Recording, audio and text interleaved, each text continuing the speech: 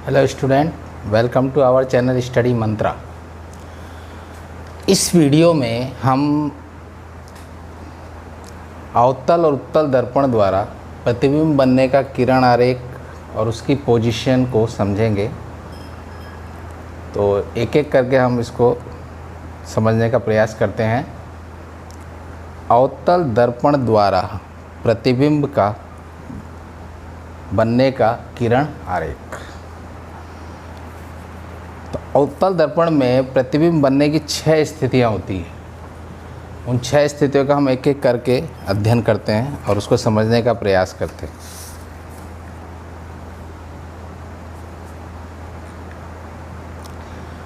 प्रथम स्थिति है वस्तु की स्थिति। तो इसमें जो अवतल दर्पण के जितने भी 6 स्थिति होंगी उसमें हम इन 4 टॉपिक्स का अध्ययन करेंगे।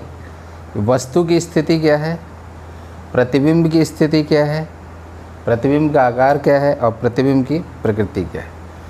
अब इन चीज़ों को जानने से पहले हम कुछ चीज़ें और जान लेते हैं कि जब प्रतिबिंब दर्पण के आगे बनेगा तो वास्तविक और उल्टा होगा, और दर्पण के अगर पीछे बनता है तो आभासी और सीधा होगा। तो यहाँ पे प्रथम स्थिति दी गई है। वस्तु की स्थिति क्या है, जब वस्तु अनंत पर स्थित हो। अब वस्तु अनंत पर स्थित है तो प्रकाश की किरण जो है वो मुख्य अक्ष, ये मुख्य अक्ष दिया हुआ है, मुख्य अक्ष के समांतर आएगी। इस चित्र में मैंने आपतित किरण को शो किया है लेकिन परावर्तित किरण को शो नहीं किया है। वो अभी इस वीडियो में मैं शो करूँगा ताकि आपको पता चले कि कैसे इस चित्र को बनाना है। तो ये अवतल दर्पण है, ये सामने वाला इसका परावर्तक तल है, और ये जो डैश डैश किया है हमने ऐसे, ये बैक साइड है। ये दर्पण का ध्रुव हो गया, ये मुख्य फोकस और ये वक्रता केंद्र। अब मैंने इसके इस स्केल से नाप के बनाया है। तो जनरली ध्रुव से वक्रता केंद्र की दूरी जो होती है वक्रता त्रिज्या होती है, और ध्रुव से मुख्य फोकस की दूरी फोकस दूरी होती है। तो वक्रता त्रिज्या की जो दूरी होती है वो फोकस दूरी का दुगना होती है। तो मैंने इसको P से F की दूरी 4 सेंटीमीटर ली है। देखिए मैं आपको दिखा रहा हूँ नाप के, ये 4 सेंटीमीटर लगभग, और ये हो गया इसका दुगना यानी 8 सेंटीमीटर। तो स्केल से नाप के बनाएंगे तो गलती का चांस कम है। तो अनंत से ये प्रकाश की 2 किरण आ रही है।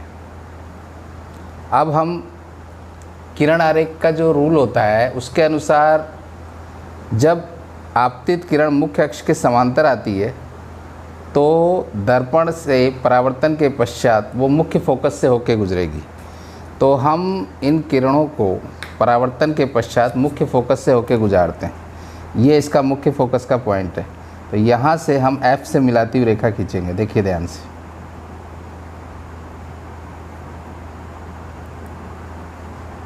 ये पॉइंट और ये पॉइंट।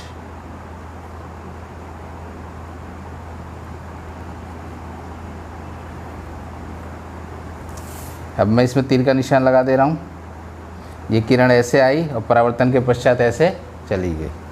ठीक इसमें भी ऐसे ही करते हैं।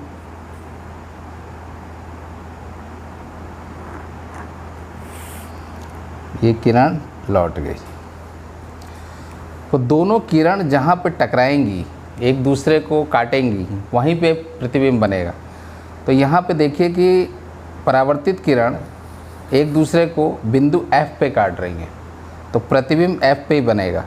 तो प्रतिबिंब की स्थिति क्या हो गई, प्रतिबिंब की स्थिति देखिए, प्रतिबिंब मुख्य फोकस F पर बनेगा। प्रतिबिंब का आकार क्या होगा, प्रतिबिंब बिंदु के आकार का होगा। यहाँ पॉइंट छोटा सा बिंदु के आकार का प्रतिबिंब बनेगा। प्रतिबिंब की प्रकृति क्या होगी, क्योंकि प्रतिबिंब दर्पण के आगे बन रहा है इसलिए प्रतिबिंब वास्तविक तथा उल्टा होगा। यानी जब वस्तु अनंत पे है तो उसका प्रतिबिंब F पे बनेगा। तो ये तो हो गई प्रथम स्थिति। अब हम द्वितीय स्थिति देखते हैं।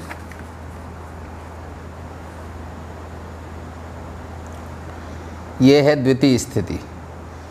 प्रतिबिंब जो है वो पहले पोजीशन में अनंत पे था अब दूसरी पोजीशन में वक्रता केंद्र और अनंत के बीच में आएगा कहीं, तो दूरी ऐसे ही ये 4 सेंटीमीटर की दूरी ली है जैसे पहले वाले में किया था, और ये 8 है।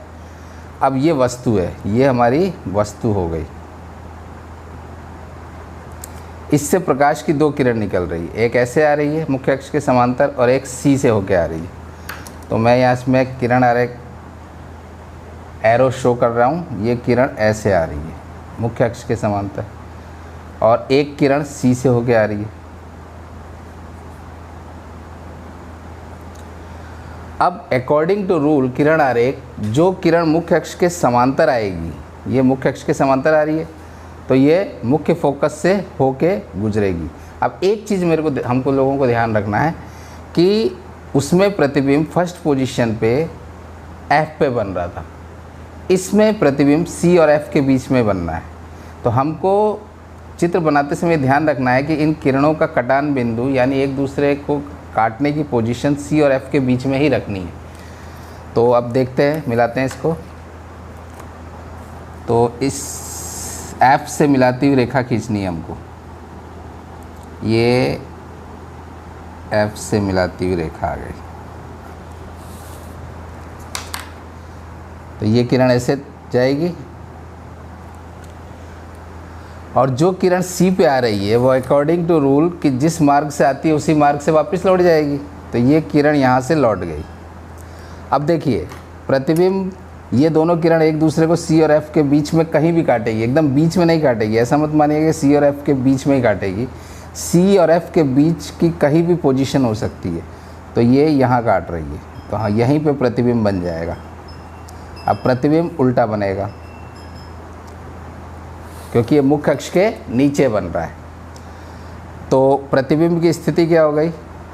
वस्तु की स्थिति तो हो गई जब वस्तु अनंत और वक्रता केंद्र के बीच स्थित हो, बीच में कहीं भी। प्रतिबिंब की स्थिति क्या हो गई? प्रतिबिंब की स्थिति हुई प्रतिबिंब वक्रता केंद्र सी यानी ये तथा मुख्य फोकस एफ के बीच कहीं बनेगा। कहीं बनेगा का मतलब ये नहीं कि इसके सेंटर पे ही बनेगा, इन दोनों के बीच किसी पोजीशन पे वो बनेगा। प्रतिबिंब का आकार क्या होगा? प्रतिबिंब का आकार वस्तु के आकार से छोटा होगा। देखिए ये वस्तु है और ये प्रतिबिंब बन रहा है, ये तो ये वस्तु से छोटा होगा। प्रतिबिंब की प्रकृति क्या होगी? अब प्रतिबिंब जो है वो दर्पण के सामने बन रहा है तो स्वाभाविक रूप से वास्तविक तथा उल्टा बनेगा। तो ये तो हो गई सेकंड पोजीशन। अब हम देखते हैं थर्ड पोजीशन।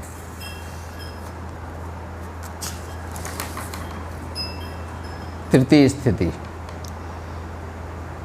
पहली 2 स्थितियां थी कि अनंत पहली स्थिति थी, दूसरी सी और अनंत के बीच में। अब तीसरी पोजीशन में वस्तु जो है वक्रता केंद्र पर स्थित हो जाएगी। वस्तु की स्थिति क्या दे रही है तृतीय स्थिति में? वस्तु की स्थिति जब वस्तु वक्रता केंद्र सी पर स्थित हो। ये दर्पण अवतल दर्पण है और ये एफ है और ये सी, ये वक्रता केंद्र है। वस्तु ये रही, ये वस्तु है हमारी।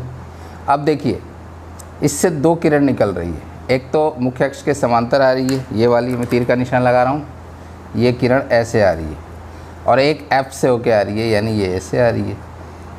तो एक चीज़ ध्यान रखिए, जो पहली पोजीशन में चित्र एफ पे बना था, दूसरे में सी और एफ के बीच कहीं बना था, तीसरे में प्रतिबिंब हर हालत में सी पे ही बनेगा, यानी वक्रता केंद्र पर ही प्रतिबिंब बनेगा। तो ये जो होगा ये वस्तु हो जाएगी हमारी, ये वस्तु है, और ये आपका हो जाएगा प्रतिबिंब।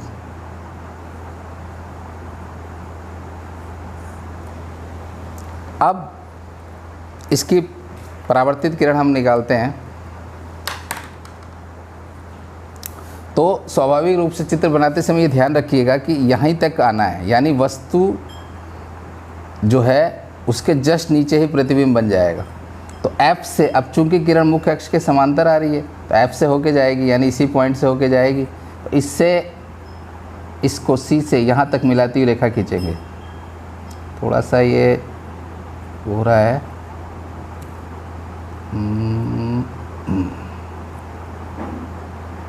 ये इससे मिलाती हुई रेखा, इससे थोड़ा सा आगे जाएगा, ये थोड़ा सा आगे बढ़ा दे रहा हूँ मैं। तो ये परावर्तन के पश्चात F से होके जाएगी। अब जो किरण मुख्य फोकस यानी F से होके आ रही है वो परावर्तन के पश्चात मुख्य अक्ष के समांतर जाएगी, और ये इसी बिंदु पे आपको मिलाना, ये ध्यान रखिएगा, क्योंकि प्रतिबिंब यहीं बनेगा, तो हर हालत में यहीं मिलाइए, ये ध्यान रखिएगा चित्र बनाते समय। ये मिला दिया मैंने, तो प्रतिबिंब कहाँ बनेगा, प्रतिबिंब की स्थिति क्या हुई, देखिए प्रतिबिंब की स्थिति, प्रतिबिंब वक्रता केंद्र C पर बनेगा, यानी यहीं पे ये प्रतिबिंब है। प्रतिबिंब का आकार अभी देखिए F पे बिंदु के आकार का बन रहा था, C F पे वस्तु से छोटा, और वक्रता केंद्र पे प्रतिबिंब वस्तु के आकार का बनेगा, सेम आकार, प्रतिबिंब का आकार वस्तु के आकार के बराबर होगा। तो अगर आप ध्यान देखिए तो धीरे धीरे प्रतिबिंब का आकार बढ़ता चला जा रहा है, पहले बिंदु के आकार का था, फिर बड़ा हुआ, वस्तु के आकार का हो गया। प्रतिबिंब की प्रकृति क्या है, पहले प्रतिबिंब का आकार देखिए, प्रतिबिंब का आकार वस्तु के आकार के बराबर होगा। प्रतिबिंब की प्रकृति क्या होगी, प्रतिबिंब वास्तविक तथा उल्टा बनेगा। तो प्रतिबिंब वास्तविक तथा उल्टा। अब इसकी चतुर्थ पोजीशन चेक करते हैं, ध्यान दीजिए। चौथी स्थिति, चौथी स्थिति में क्या है, अभी हम वस्तु को पहले C पे लिए थे, अब C और F के बीच में लाए हैं। तो वस्तु की स्थिति क्या हो गई, जब वस्तु वक्रता केंद्र C यानी ये C तथा मुख्य फोकस F के बीच कहीं पर हो, तो हमने C और F के बीच में कहीं ले लिया इसको, ये वस्तु हो गई आपकी, ये वस्तु। अब प्रतिबिंब जो है वो C के आगे बनेगा, तो C के आगे मैंने एक प्रतिबिंब थोड़ा सा उल्टा बना के रख लिया है। अब इसको मिलाएंगे कैसे, देखिए यहाँ से एक किरण मुख्य अक्ष के समांतर आ रही है, ये वाली, तो ये किरण हर हालत में F से होके ही यहाँ तक मिलेगी। तो इसको मिला देते हैं अकॉर्डिंग टू रूल।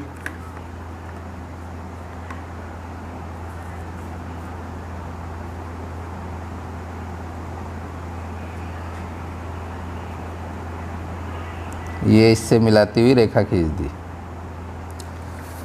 तो F से होके ये किरण जा रही है, और जो किरण F से होके आएगी, यानी ये तीर का निशान में लगाया है, किरण इधर आ रही है, अब परावर्तन के पश्चात ये मुख्य अक्ष के समांतर जाएगी अकॉर्डिंग टू रूल। तो इसको इससे मिला देते, तो ये दोनों किरणें एक दूसरे को कहाँ पे काट रही हैं, यहाँ पे, तो प्रतिबिंब यहाँ पे बनेगा, यानी वक्रता केंद्र के आगे।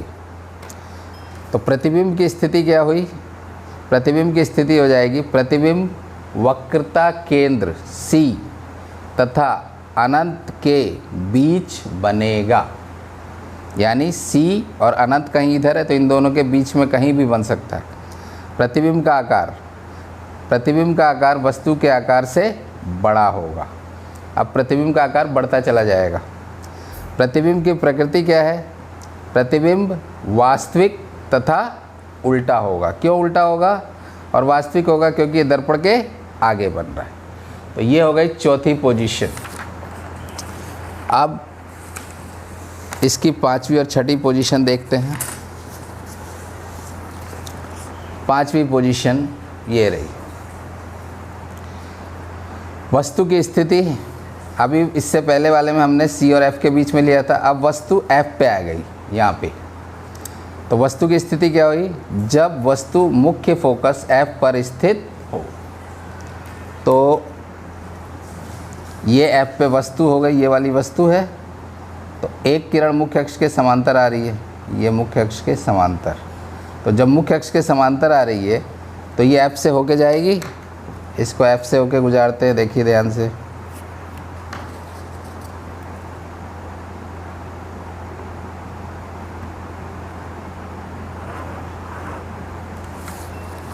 ये हमने इसको F से होके गुजार दिया रूल के अनुसार। अब एक किरण जो है वो C से होते हुए, वस्तु से होते हुए आगे बढ़ेगी। तो ये किरण आई, अब अकॉर्डिंग टू रूल जो किरण सी से होके आती है उसी मार्ग से वापस लौटती है, तो ये किरण यहाँ से वापस लौट जाएगी। अब एक चीज़ देखिए, एक किरण ऐसे जा रही है, एक किरण ऐसे जा रही है।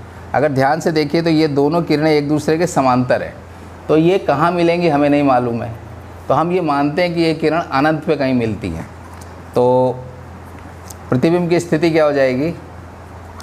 प्रतिबिंब की स्थिति देखिए, प्रतिबिंब अनंत पर बनेगा क्योंकि परावर्तित किरणें परस्पर समांतर हो जाती हैं। ठीक है, प्रतिबिंब का आकार, क्योंकि प्रतिबिंब अनंत पर बनेगा अतः प्रतिबिंब का आकार भी अनंत होगा। अनंत का मतलब बहुत बड़ा होगा। अब प्रतिबिंब की प्रकृति क्या होगी? प्रतिबिंब दर्पण के सामने बन रहा है, तो प्रतिबिंब दर्पण के सामने बन रहा है तो वास्तविक तथा उल्टा बनेगा। अब चेक करते हैं छठी स्थिति। मैंने बताया था अवतल दर्पण में 6 पोजीशन होती है। वस्तु की स्थिति, अब वस्तु को हम F के आगे और दर्पण के ध्रुव के बीच में कहीं ला रहे हैं किसी पोजीशन पे, तो जब वस्तु मुख्य फोकस F तथा ध्रुव P के बीच कहीं पर हो, तो ये दर्पण है, C और F के बीच में ये वस्तु हो गई। अब ये वस्तु से एक किरण मुख्य अक्ष के समांतर जा रही है, तो मुख्य अक्ष के जब समांतर जा रही है तो अकॉर्डिंग टू रूल ये F से होके जाएगी, तो इसको F से होके गुजारते हैं।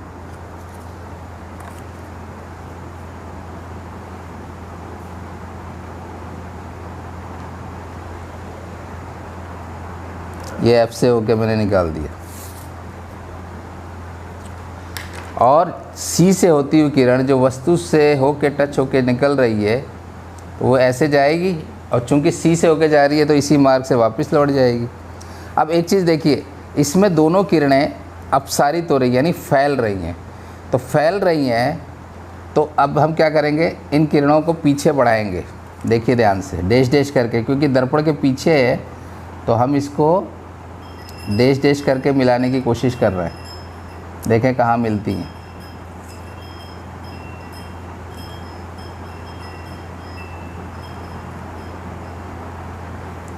ये यहाँ मिला, तो प्रतिबिंब इसमें दर्पण के पीछे। अब एक चीज़ ध्यान रखिए, अवतल दर्पण में यही एक ऐसी पोजीशन होती है जहाँ प्रतिबिंब दर्पण के पीछे बनता है। प्रतिबिंब दर्पण के पीछे बनता है। ये देखिए, ये प्रतिबिंब। तो प्रतिबिंब की स्थिति क्या हो जाएगी? इस स्थिति में परावर्तित किरणें अपसारी यानी फैलती है, होती है यानी फैलती हैं, समझ लीजिए, जिससे प्रतिबिंब दर्पण के पीछे बनेगा। प्रतिबिंब का आकार वस्तु से बहुत बड़ा होगा। प्रतिबिंब का आकार वस्तु से बहुत बड़ा। प्रतिबिंब की प्रकृति क्या होगी? क्योंकि प्रतिबिंब दर्पण के पीछे बन रहा है तो आभासी तथा सीधा बनेगा। तो अभी हमने अवतल दर्पण के 6 पोजीशन देखे किरण आरेख का, और अलग अलग पोजीशन का अध्ययन किया, चित्र देखा, उसमें प्रतिबिंब की सारी स्थितियों का अध्ययन किया और समझने का प्रयास किया।